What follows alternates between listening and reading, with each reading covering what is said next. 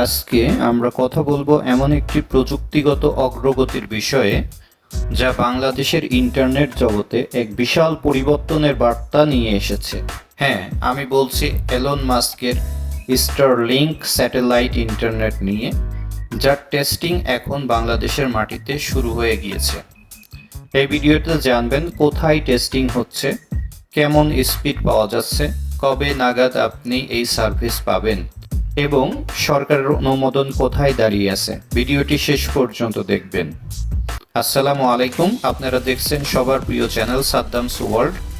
সাথে আছি আমি সাদ্দাম হোসেন। বিস্তারিত জানতে ভিডিও শেষ পর্যন্ত দেখুন এবং এরকম আরও ভিডিও পেতে চ্যানেলটি সাবস্ক্রাইব করে বেল বাটনটি অন করে দিন। সম্প্রতি ঢাকায় অনুষ্ঠিত বাংলাদেশ ইনভেস্টমেন্ট সমিতি 2025-এ স্টারলিংক ইন্টারনেট টেস্টিং করা হয়।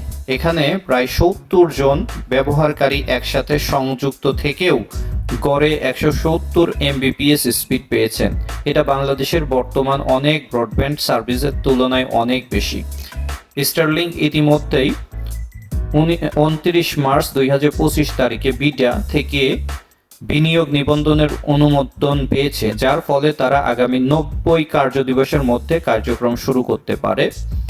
বলে রাখা ভালো, আজ 9/4/2025 তারিখে পরীক্ষামূলকভাবে স্টারলিংকের টেস্টিং শুরু হয়েছে।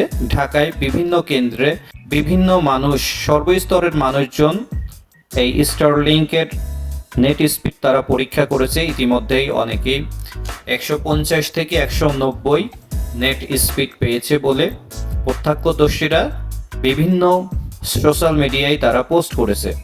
তবে বাণিজ্যিকভাবে ইন্টারনেটের পরিষেবা দিতে হলে স্টারলিংকে বিটিআরসি থেকে এনজিএসও অর্থাৎ non geo stationary satellite orbit licence নিতে হবে।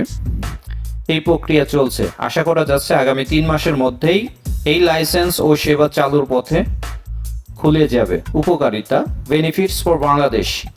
বাংলাদেশে অনেক প্রত্যন্ত ও দুর্গম এলাকায় এখনও উচ্চ গতির ইন্টারনেট সেবা পৌঁছায়নি।